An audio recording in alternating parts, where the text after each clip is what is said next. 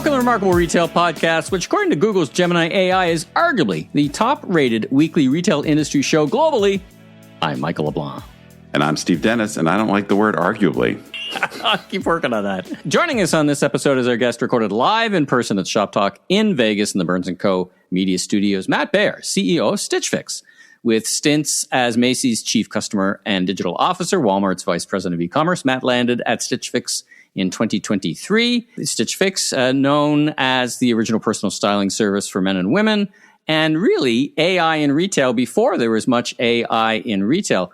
Now, Steve, Stitch Fix was a high flyer, sky-high expectations in the day, and one might describe it now as a turnaround. It's fair to say it is a turnaround, but I guess they and Matt have been at it for a little while now, as people will get to hear about. First, of course, we'll get to the important news of the week, and after our interview with Matt, we'll get back with more news and what's on our radar screen for the weeks ahead. Now, starting out, we've got two pieces of big breaking news.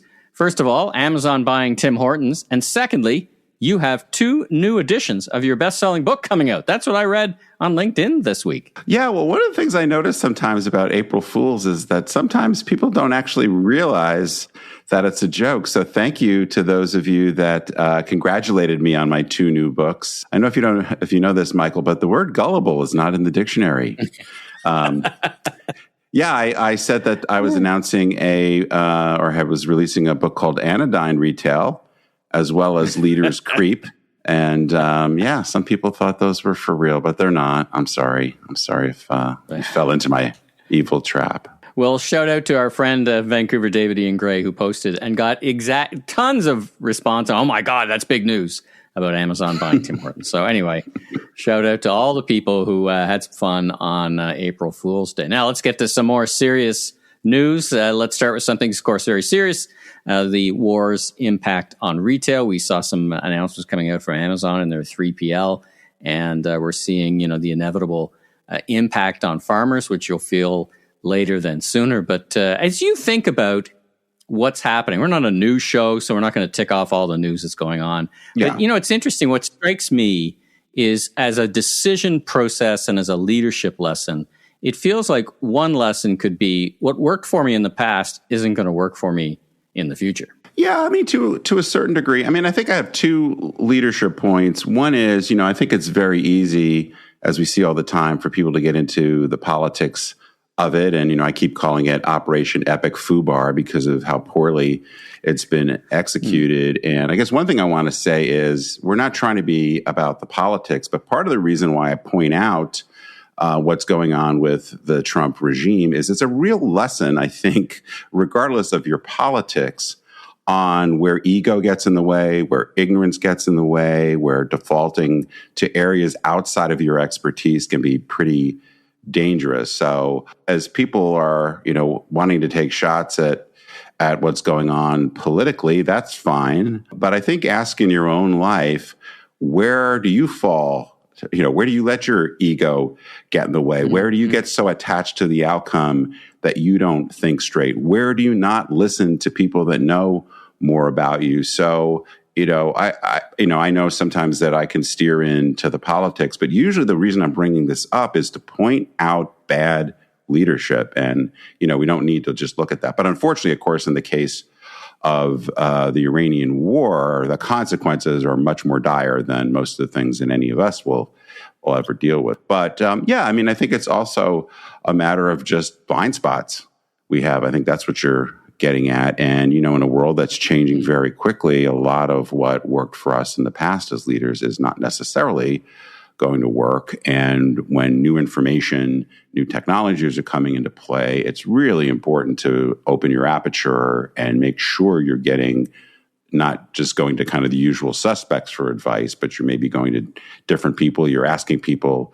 to challenge you. Now, that doesn't work as well in certain cultures and certain organizations where it may have its limitations. This is a world where I don't know if we're in new territory here with this war or old territory, because there's always macroeconomic machinations that affect things. But there are patterns we've seen before that we know to respond to. And then there are patterns that are really new. But to your earlier point, we're starting to see kind of the second order effects like surcharges, like flight cancellations, like literal out of stock of fuel in certain parts of the world. So it's kind of hard to know where this is all going to go. Well, it certainly is a chemistry lesson. Who knew helium was so important in making microchips, for example? The things you find out, right? You find out, I just like, who knew any of this was important? The global supply chain is when it gets snarled, suddenly these things become very, very, very obvious. All right, let's shift gears. Let's talk about earnings coming out this week. Let's start with Nike. Well, I guess my headline on Nike is they're still not doing it. And by that, I mean really getting any traction in their turnaround. So folks probably know they've got a newish CEO. I think he's about 18 months into his reign. And the results have been, I guess, at best mixed so far. They actually came in kind of in line with Wall Street expectations. I'm not so interested in the investment side of it as I'm interested in the strategic aspect. They're making some progress in terms of getting their balance back. So people may remember they made a big push into direct to consumer, which is really kind of an over investment in e-commerce, allowing some of their wholesale partnerships to go become weaker or actually exit them. That gave a big opening to On and Hoka and other folks to get that shelf space, and that turned out not to be very good for them. So they've been rebalancing it.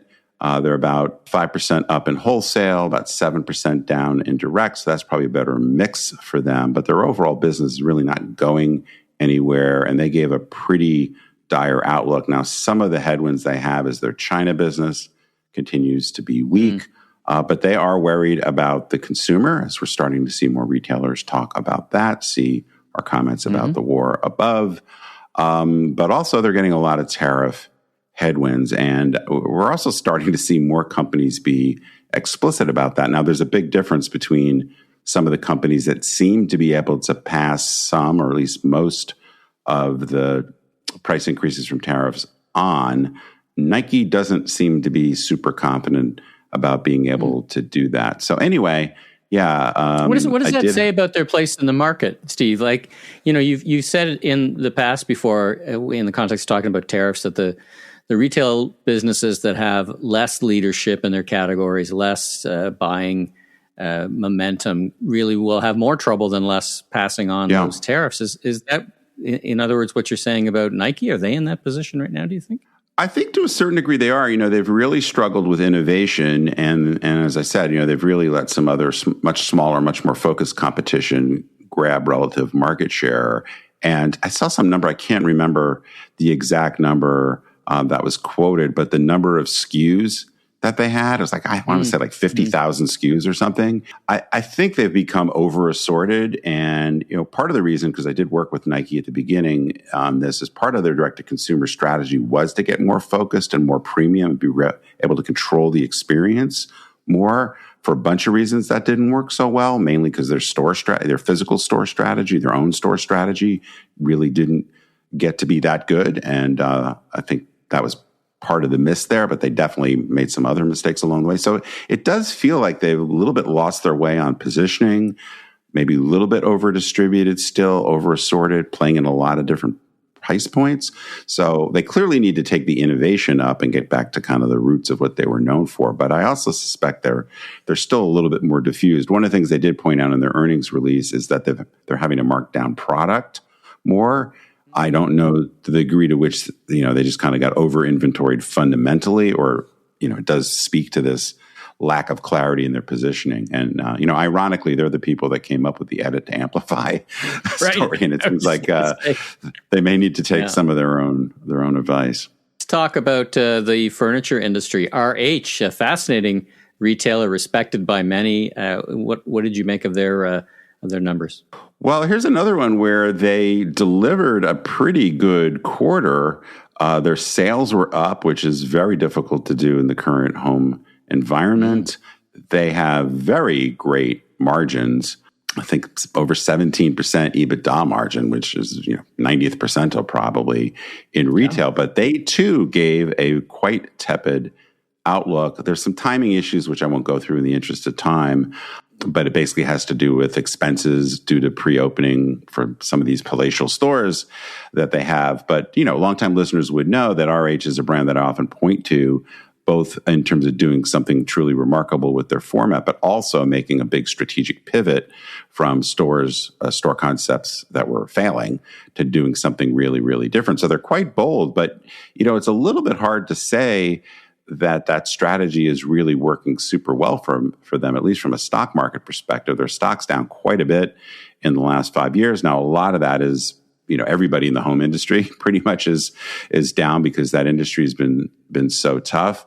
But a lot of it is that investors are worried about the amount of debt they have, and they continue to open these really large stores. They're about to open what looks to be a quite spectacular store in Milan. I think in the next week or two, they're going to Sydney. They're going to a bunch of other U.S. markets as well. So I think there's quite a bit of concern about whether they're a little bit over their skis, so to speak, in the level of investment. But they have gotten their inventory levels down. So, there's a number of things that are looking quite a bit better. But for this to feel like a really robust growth story, some of it is, I think, just worries that they're a little bit overextended. But I think they're really caught up in the home market and interest rates not coming down, and just worries that are people going to continue to spend on really expensive furniture? Yeah, it's a little bit more macro, I think, at this point than it is specific to RH's strategy. So it was a big week in the food industry. I don't know if you tracked Unilever sold all their food brands to McCormick, so they got out of the food business. They're focusing on health. That was a spicy story. Boom. It was a spicy story. That's right, with Cholula's being part of McCormick, and now Hellmann's mayonnaise and a bunch of other products moving over there as well. $65 billion company. Now, one of the outcomes of having a very big $65 billion company to deal with as a grocer is you tend to have a little less negotiating power. Let's talk about Albertsons results. Well, I was a little bit on the fence whether to include this story. First of all, it's very U.S. centric. For our international listeners, Albertsons is the number 4 grocer by volume in the United States. They've gone through their machinations with the failed merger with Kroger, but part of the reason why I wanted to mention them is really a bigger story about what's going on in grocery, which is really the heating up of the grocery wars. And we've talked about a bunch of times how well Walmart continues to do, and really Amazon's efforts to expand their grocery business, particularly by adding perishable products and improving their delivery times. One of the things I just kind of wonder about, and there's a little bit of evidence from Albertsons results, which were basically they were up just over 2%, which is not really keeping pace with the overall growth of the industry. But what I wonder is whether the mid-market grocery stores, at least here in the U.S., are going to become another place where I start to talk about the collapse of the unremarkable middle. The first place we really saw that was with a lot of the category killers that kind of got Amazon. So, Circuit City, Linens and Things, Borders going away. Obviously, department stores we've talked about a million times. But as we see the incredible growth with Amazon, with Walmart on the value end, but then we also see the growth of Trader Joe. Well, and I guess in the value end, we put in Aldi and the hard discounters as well. But then on the high end, you've got Sprouts, you've got Whole Foods, Trader Joe's, and a bunch of more kind of specialty concepts. What's the role of these fairly large format, little bit of everything grocers in the face of either these more targeted niche customers, which are really going after that, for the most part, that top 10 or 20% of incomes, and then really the value players that also are just incredible at the fulfillment side of it. So anyway, I don't want to make one quarter say, Alberts is in trouble, Kroger is in trouble, Publix is in trouble. But, I just kind of wonder what their role is going forward with the dynamics in the grocery industry, at least in the U.S., changing so much. Yeah, it's not just in the U.S. I think about these big broader trends where the dollar stores are really doing well for a certain segment in food, and Costco, which is just, that's a way for people to get their value in a very different way. But, they're really kind of blanketing and buffeting all these folks in the middle like Albertsons, and where are they going to go, right? To your point. So it's a good one to keep an eye on. Now, last week in Las Vegas, you were on the stage with the CEO of Sierra, which is a AI chatbot, pretty sophisticated with a fantastic revenue run rate. Macy's put out some information, and I loved your post about the confusion between cause and effect But you think maybe some of that is happening with people who seem to use that chatbot or better customers. But what's going on? Yeah, well, the specific story, so they were making a big deal about the Ask Macy's shopping assistant, AI-powered shopping assistant, and they reported that customers who use it spend around 4.75 more than those who don't. And I think this is just an example that we see of PR announcements. I used to see this. I don't think we see it so much anymore, but customers that spend in multiple channels spend three times more than our average customer, right? It was just like when omni-channel was becoming a thing, was like companies were like, oh, we got to say something about how omni-channel we are and how much making it's a difference it's making. And I look at this announcement from Macy's, but I suspect we're going to continue to see more of these where these companies are trying to demonstrate how forward-thinking they are and how promising these initiatives are.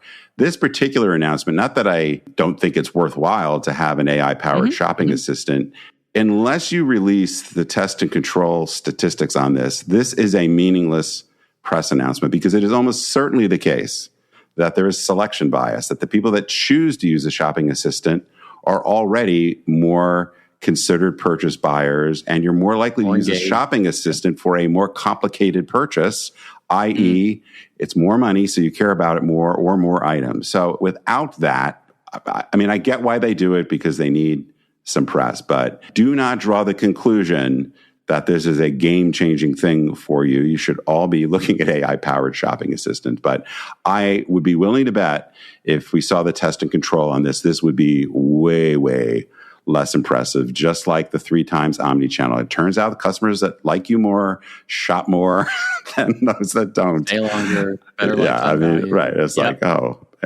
you now told me that shoppers that like me more. Yeah. Congratulations. That's not a press release. All right. Well, let's take a quick break from the news. We'll be back with a little more news and then what's on our radar screen coming up. And let's now get to our interview with Matt Baer from Stitch Fix. Well, Matt, welcome to the Remarkable Retail Podcast here at Shoptalk. How you doing? Excellent. Thank you for having me. Excited for the conversation. Oh, you bet. Well, let's just jump right in now. I think like me and like Michael, you've been in retail pretty much your entire career. I think you're a little younger than I am, but let's not get into that. But you've been at Walmart, you've been at Macy's, now Stitch Fix. You took the role, and Stitch Fix has had a little bit of a rocky road, right? And I think among some other brands where people were like, these maybe haven't panned out quite what at least the venture capitalists thought, but that's maybe a different conversation. What was it that really got you interested in the opportunity in the first place? And then we'll get into kind of how things are going and where you're headed. I've been passionate about retail my entire life. Long before I was at Walmart or Macy's or in this role at Stitch Fix, I grew up immersed in a retail family business. And was working there through my childhood. And in high school, I would drive from school and manage the local store. I was always very passionate about how can we best serve clients and how do you get to know your client as well as possible. And in furniture, that meant when they walked in the door, what are the right questions to ask in order to understand what they're looking for, their unique characteristics, and what is the best service or offering that we have to meet or exceed their needs. And as my career progressed, that really took on the form of what kind of technology or innovation can we use in order to create the absolute best client experiences. And if you fast forward through that career journey, that opportunity at Stitch Fix became a no-brainer. Yeah. At Stitch Fix, we know more about every client before their very first transaction than most other retailers get to know over the entire lifetime relationship that they have. Yeah. We know their style preferences, we know all of your fit attributes, we know all of your budget parameters, and through that, we can deliver industry-leading superior services. And I felt very confident that we'd be able to fully realize that vision for Stitch Fix and ensure that we create this superior retail experience. That is at the heart of the transformation that we've undertaken. And now we're firmly embedded in the growth phase of that transformation. We've delivered 4 consecutive quarters of positive revenue comps. So feel really good about the progress that we've made and even more excited about the future. Maybe just step back for a second because you come from a more traditional retail background, and we want to get into the Stitch Fix story more, but I'm just curious your perspective being in retail a long time, and I guess even before you thought about coming to Stitch Fix. We've talked a lot on the podcast about all this excitement about some of the digital disruptors. A lot of them haven't panned out in the way people thought. Some clearly have. What's just your take on what people got wrong about that investment journey for some of these disruptors? And really, I guess, what's different today, as you not step into the role, but been in the role for a little while? So Stitch Fix really understood that at the core, it's how well do you know your client? And then how can you create the most personalized experience to deliver the best result for them? At the initiation of that journey for Stitch Fix 15 years ago, that meant how do we pair industry-leading product recommendations with expert human stylists to create these really incomparable client experiences.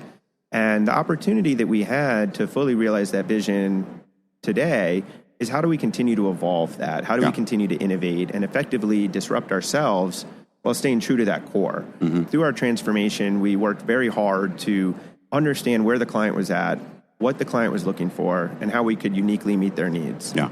And then we reimagined the client experience with all of those client insights and all of the latest technology and innovation in mind.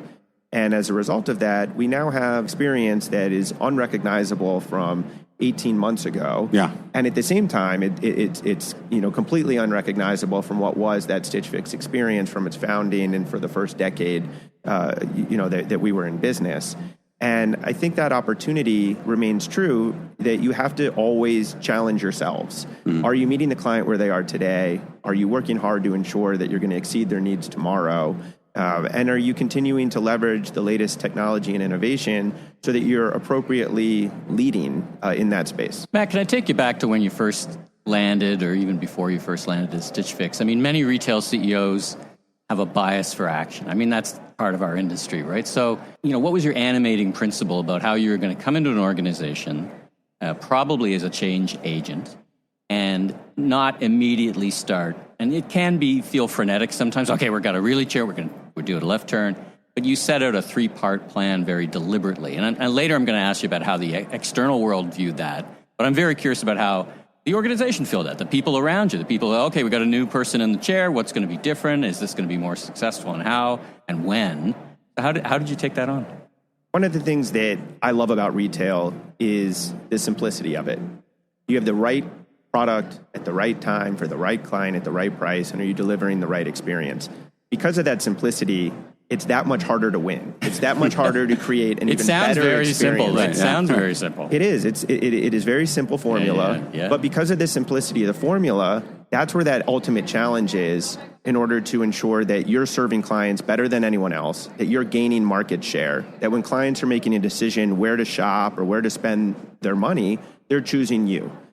And at the core of that is making sure that you have an incredibly strong foundation for your business. You want to make sure that you have a strong tech platform. You want to make sure that your financial foundation is secure. You want to make sure that you've instituted retail best practices across the board. And that was at the core of our transformation. In the very first phase, we had to rationalize the business in order to deliver that strong foundation. In the second phase of the transformation, we wanted to rebuild and reimagine the experience. And only if you invest and take the time to do those first two stages right, do you get to the third, which is growth. You can take shortcuts, but just as in life, if you take a shortcut, often you're going to end up with a disaster as a result at some point down the line. And for me in particular, I always wanted to make sure that long term we were delivering the absolute best client experience to deliver the absolute best shareholder value. And bring your people along with you, right, in that journey. I mean, that's got to be, I don't know if job one is as you rationalize, restructure the business, everyone knows that, let's get on a path to success. Speak to that just for a minute about how you engaged. Did you have town halls regularly? I mean, what was communication like in those early days? We have a phenomenal team at Stitch Fix. And the thing that I loved the most about the team when I joined was how passionate they were about our core operating principles. They knew that we had something special. The mission, right? The mission. Absolutely. Nothing motivates and galvanizes like a singular mission, right? And you feel really lucky when you walk in the door and your team, very clearly is passionate about the mission. And the team was also equally eager for how do we realize that mission. So I worked really hard, both from a town hall forum and one-on-ones and roundtables, to immerse myself in the business, to immerse myself with our clients, and to immerse myself with our employees. And I think if you really lean in hard to understand the business, understand the employees, and understand the clients better than anyone else, you start to gain trust, you start to gain credibility, you start to earn confidence. And that was effectively my first 90 days. And coming out of those 90 days, that's when we kind of rolled out more formally what was this transformation office. And the team, I give them a lot of credit. They were really passionate about it, really excited, and bought in, and we got to work. Well, let's talk about the other audience that you're speaking to, the analyst audience. You're a publicly traded company, which is a spotlight, particularly in an organization. I think everybody was cheering for you. You certainly had a lot of momentum from the analyst perspective. How did you bring or position or bring them along in that journey and say, okay, it's not going to happen immediately, but we have a plan? There's really two important things there. The first is I think you have to be very transparent about what is that plan and how long it's going to take. If you promise immediate results and you don't deliver, then you end up in a really bad position. If you are careful to articulate exactly what is the work that needs to be done and how long that will take, and then what is the result that you seek to achieve at the end of it, then you at least gain that understanding and that buy-in, and potentially the right patience for that journey to unfold. And the second piece, which is critically important, is your say-do ratio. So at the end of the day, from an investor and an analyst perspective, did we do what we said we were going to do? Or ideally, did we do even better than we said we were going to do? Hit the marks, hit the numbers. This is what we committed to over the course of time. So, I mean, was the analyst community, were they receptive to these kind of messages? They were, and that's because we spent the time with them for them to understand what exactly was that opportunity and what is the work that needed to be done. And because, they're subject matter experts in their own right, they understood that it made sense to them. And they stayed tuned. And the reality is, not only did we say what we said we were going to do, we did it on a much faster timeline than we initially committed to. And we returned to growth about 6 quarters earlier than we anticipated at the initiation of our transformation. So we're sitting here at Shoptalk, and the conference theme is retail in the age of AI, which is kind of funny because, as many people would know, AI is not super new, and I think Stitch Fix was in the age of AI quite a long time ago now. But obviously, things have evolved, things have changed. So I'm interested in really how you balance where you guys are in state-of-the-art AI with the human factor, with empathy and that balance. Because I think you've been really, not that you weren't working on that previously, but I think that's really at the forefront right now. So could you just kind of describe the role of technology, the role of humans, and how that really works to serve the customer better? So if I go back to one of the primary reasons why I was so enamored with the Stitch Fix opportunity, it's because of how well we knew our clients in advance and all of that data that we had access to that we could uniquely use to serve these superior client experiences. And retail in the age of AI, the quality of an AI experience is only as good as the data that you're putting into it. And that is a competitive advantage for us.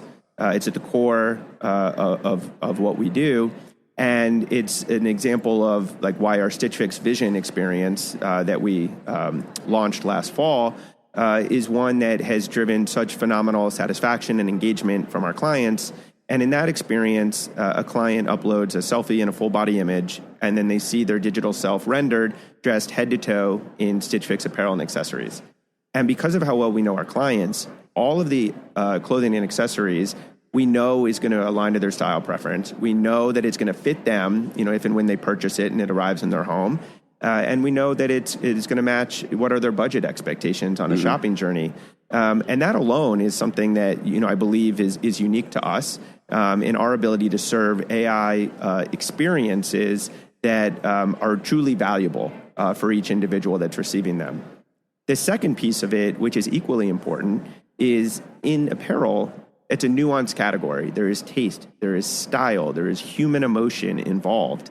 And we have our expert human stylists that can then serve that need for our clients. And we're similarly creating both back-end and client-facing AI tools that empower our stylists to serve clients even better.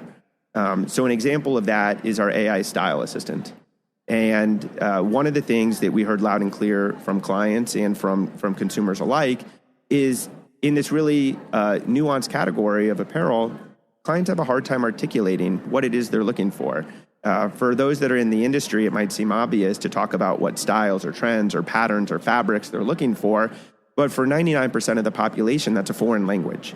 And we created a very bespoke tool for them so that they could articulate in plain language what they're looking for. And the AI style assistant serves them back basically what that would look like in industry jargon, along with visual representations to say, did I get this right? And you can work with the AI style assistant to continue to evolve what they're building for you. But once you get it right, all of that information passes to their human stylist. And then the human stylist is then better able to serve those clients going forward. Is it fair to say that the human stylist is kind of the relationship manager powered by all this technology, essentially? Am I kind of getting that?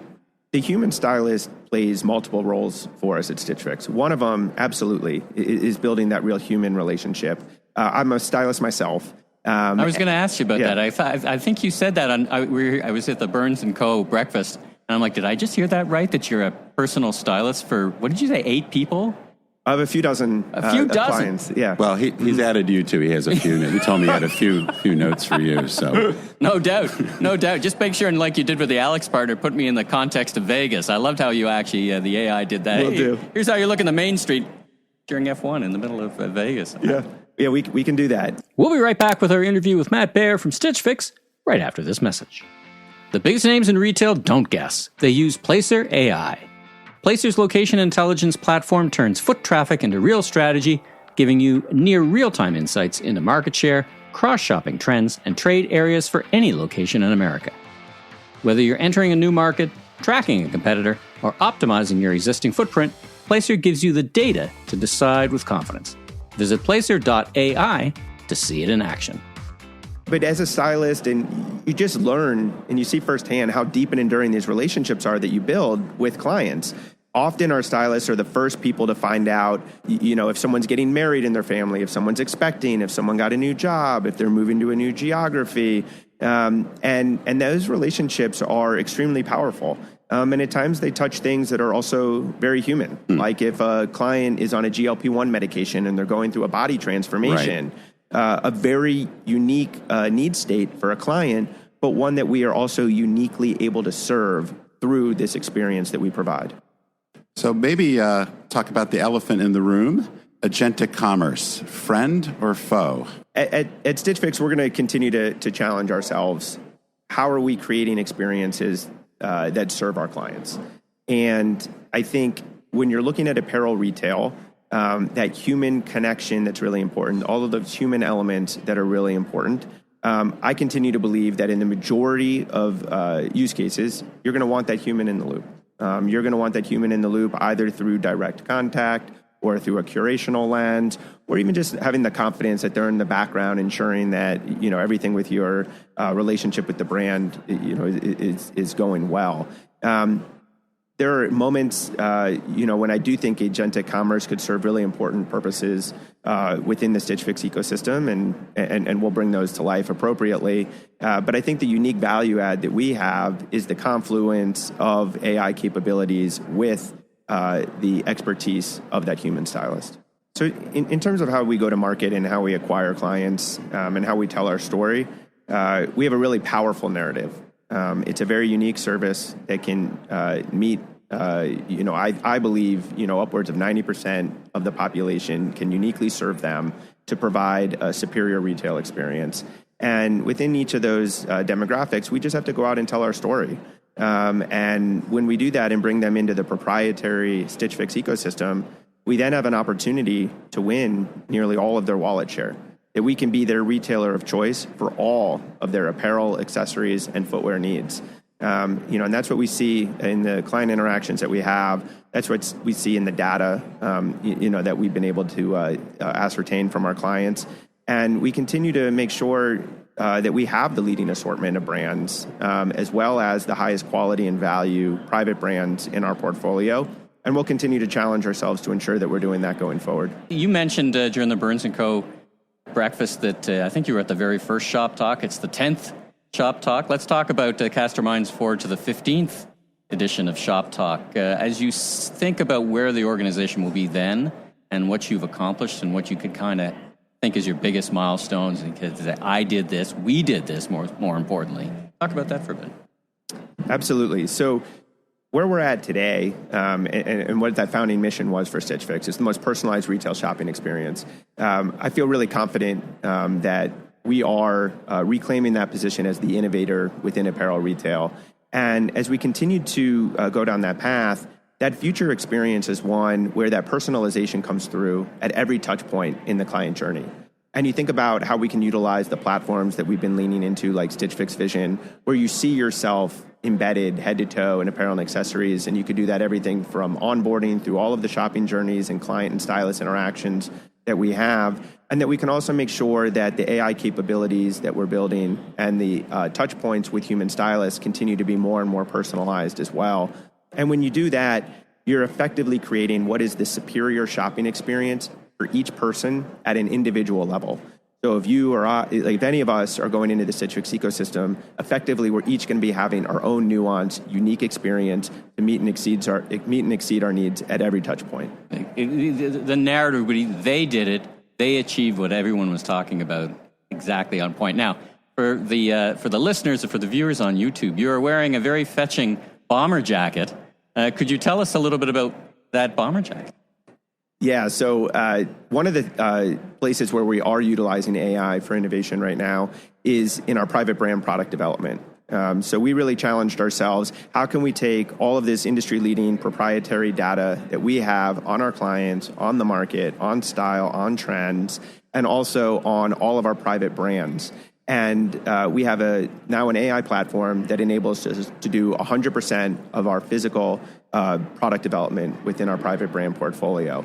And the bomber jacket that I'm wearing today is an example of that. And the tool is one where I can actually go into it and start to take, this is the Commons as a private brand within men's, as well as my own personal personas and all the data that we have, again, for myself, and design product. And that is how this bomber jacket was born. Yeah. I'm actually wearing a prototype, but the jacket is now for sale at Stitch Fix. And if I was going to go search Stitch Fix, what would I search for that bomber jacket? So while I helped design the jacket itself, I did not name it. It is the Matt reversible bomber jacket, and it's under the Commons label. What a coincidence! And what a coincidence! And but it's great. And as I mentioned earlier too, it's reversible. So if you're traveling or going to conference, you get a twofer. Well, that's that's awesome. Matt, thanks so much for joining Steve and I on the Remarkable Retail Podcast. Real treat to meet you, and congratulations on what you've been able to achieve so far, and we wish you continued success. And if some folks listening wanted to get a hold of you or learn more about Stitch Fix, where should they go? Oh, you can reach out to me on LinkedIn. Fantastic. Once again, thanks for joining us. Thank you. All right, we are back. It was a huge week in retail M&A, kind of sneaky big, actually. Let's start with Allbirds.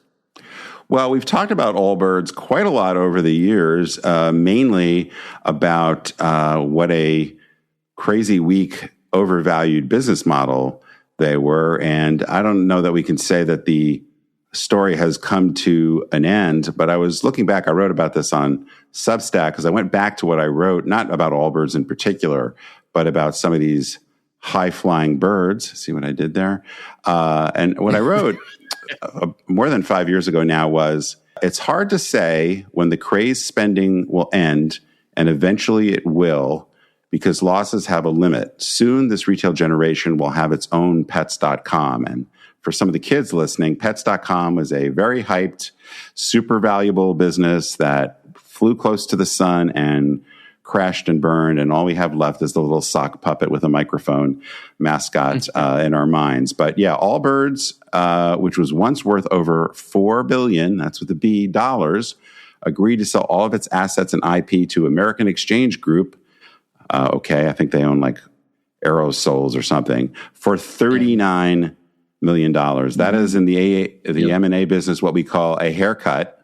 But I think I don't. The point of this is not to make fun about how crazed people got, but I think Allbirds isn't a story about a failed company so much as it's the story between confusing a brand with a business. And, they are a company that had an interesting product and a certain amount of cachet at one point, but that kind of cool for a really narrow product line isn't the same as having unit economics that can work. So we shouldn't take away that digitally native brands can't win, because some of them clearly have, but, don't fall prey to the hype. So I think, if you're a founder or you're running one of these companies, I think the lesson is, the runway is going to run out for you, or this moment that you grasp because of social media, or, something that gets you a lot of attention and maybe attracts quite a lot of investment capital. That's only going to take you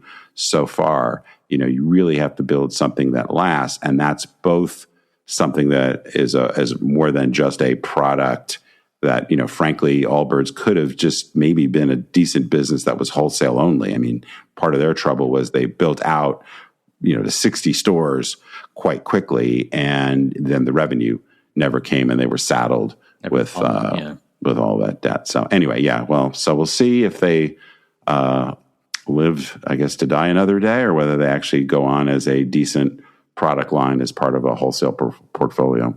For the next one, I had to actually I did one of those double takes like on a cartoon, because I had to reread the headline. Bed Bath & Beyond buys Container Store. Wait a minute. Who bought who again? What's going on? Tell me what's going on here. Well, we have to do just a little bit of context for people to bring them up to speed. So the original Bed Bath & Beyond went bankrupt back in 2023, and they closed all their stores. Then Overstock.com bought the brand for almost nothing, and they rebranded as Bed Bath & Beyond. Overstock did.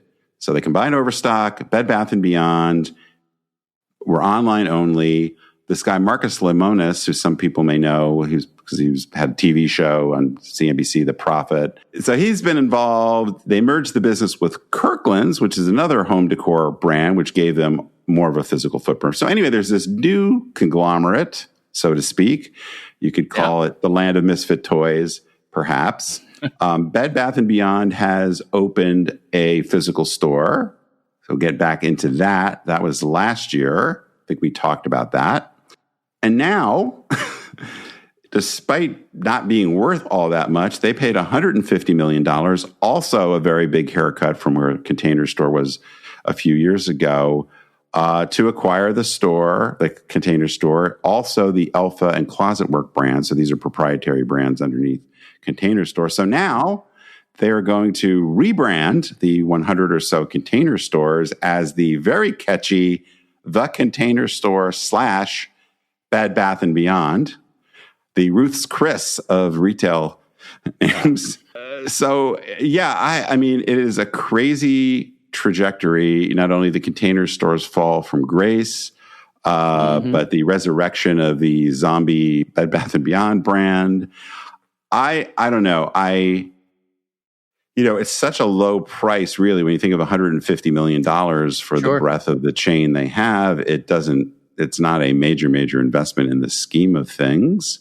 Whether this combination of a online, mostly mix of formats with a crazy branding, and however they're going to smush together the Bed Bath & Beyond stuff into the Container Store, I don't know. I would say you can color me skeptical, but here we are.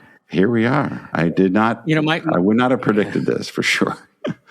Well, it was not in your predictions. That's true. I don't think it was in anyone's. And predictions. my first response reading the headlines is, imagine being one of the vendors getting the email that's saying, "What? You're doing what now? Who? You're who? What?"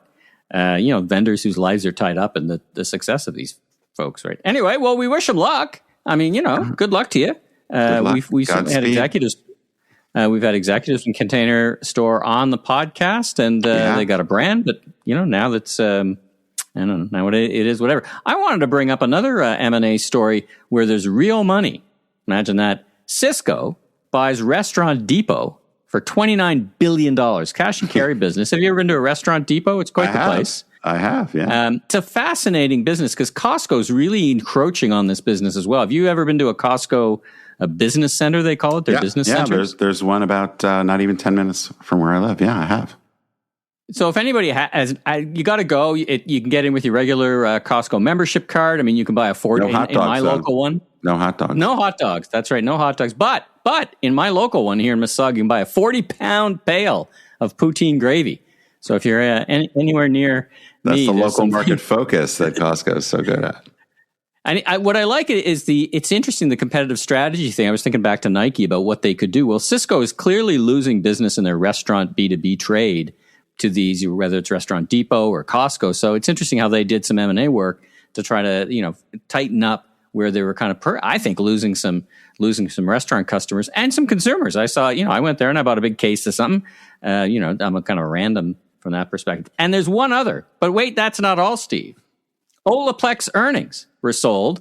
Beauty company, high-flying beauty company, which, fun factoid, I had their prior CEO, Jui Wong, who I heard at Shoptalk one year and then was on my podcast. Their stock, they were acquired by German beauty conglomerate Henkel, and their stock went up 51% in one day. Nice. I am an owner of Olaplex stock. I was thrilled until I realized I had lost about 95% of the value of that stock. Sorry. I guess I shouldn't laugh about that. My haircut was fire sales. Haircut and fire sales. I'm taking the percentage to a bank in this time because that's the only thing that's going to keep me sane about that particular purchase. All right, let's move on. What's on your radar screen for the weeks and months, I guess, ahead? Well, it's hard. On one level, we should probably stop talking about the war because I think it's going to be with us for a while. But I've been reading a bunch of predictions about where things are going to go in the retail world, the consumer world more broadly. And of course, part of what I'm looking at, I guess most of us would be looking at for a whole bunch of reasons, is whether there are any signs of a real war resolution, surrender, whatever, or significant de-escalation. But the particular thing some of the things I was reading about was there seems to be a general sense that if there is, and hopefully there will be some resolution or de-escalation in the very near future, that the adjustment and the impact on most economies will not be that significant or that long-lived. But there is definitely a sense that, not necessarily literally every day this gets extended, but, you start to see more of an exponential impact and a much more persistent impact. If we do see $150 plus oil, then, a lot of the predictions are very significant hits to GDP. Europe in particular is likely to see stagflation and probable recessions in several countries. There are various scenarios for the U.S. where right now probably see inflation tick up maybe 0.5% from where we were. But if it goes much longer, we start to talk about much more significant inflation, which will only exacerbate this economic divide. I guess this is a long way of saying, I think, we're getting very close to that cusp where without a significant escalation, the cascading effects, I think, are likely to be, if you trust economists to the extent you can, that the impacts start to become a lot more significant and a lot more long-lasting. Well, and I would just add quickly that it's already there in agriculture. We're not going to feel it until the fall when the crops come in, but most farmers in America are describing this as potentially one of the most difficult years in their lives because now is when they use the fertilizer, not in 2 months from now. So we'll leave that to see but I think we're past the implications in some industries. I wanted to talk about the Kit Kat coup. Did you see this? 12 metric tons of stolen Kit Kat bars, 413,793 units on the way from Italy to Poland. And what I found fascinating, two things. One is it's already estimated that the social media benefit from the way that Nestle reacted to this. We always encourage people to have a break with Kit Kat, but it seems the thieves have taken the message too literally and made a break with 12 tons of our chocolate. Is estimated about $500,000, but they think they got some crazy amount of social media lift from it, media. So I'm not projecting that that's a great strategy for anybody to do that. But what I am thinking about, and I am hearing this from police and law enforcement across North America, is as America does a better job of cracking down on store theft in a variety of different ways, the thieves are now just stealing. They're staying away from the storefront and they're going to the mustering yard. They're stealing truckloads of this product because those are the softer targets. And I'm going to watch what happens as times get more challenging. Thieves are like water, right? They go to the weakest point and they just keep flowing. So keep an eye out for that. I predict for the rest of the year a lot more container thefts as things just sit around and it's not seen. All right, well, that's a wrap on this episode. Thanks for tuning in. To help more retail leaders discover the industry's leading podcast, please drop us that 5-star rating and review on Apple, Spotify, YouTube, or wherever you enjoy your pods. And for more on my strategic advisory services, keynote speaking, best-selling books, and even more retail industry insights, go to stephenpdennis.com. If you are a brand or service provider looking to take your influence to the next level, reach out to us for sponsorship, advertising, or event partnerships.